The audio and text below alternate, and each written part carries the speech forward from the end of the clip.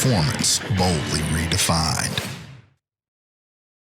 We get a lot of questions on what the difference is between the Masai Mara and the Gordion. Here's what's the same and what's different.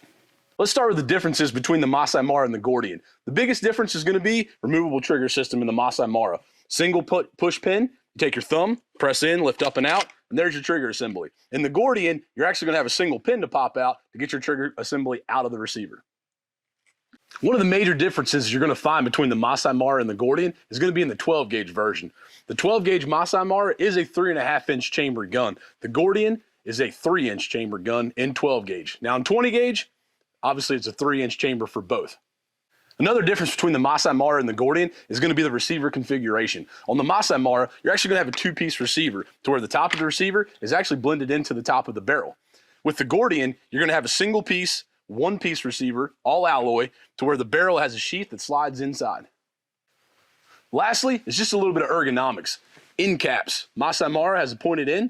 Gordion's going to be a little bit more squared off. You can also see a little bit of difference in the stock and forearm on each of the Masai Mara and the Gordion.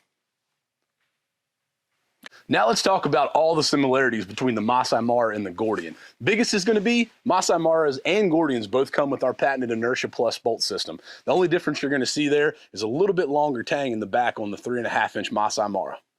All right, the real meat and potatoes of the similarity between the Gordion and the Masai Mara. They're both deep bore drilled barrels. Along with that, each of these forcing cones have been lengthened out and optimized right from the factory.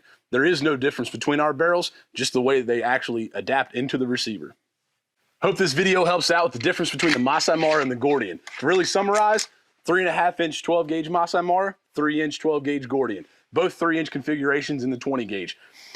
Removable trigger, 2-piece receiver.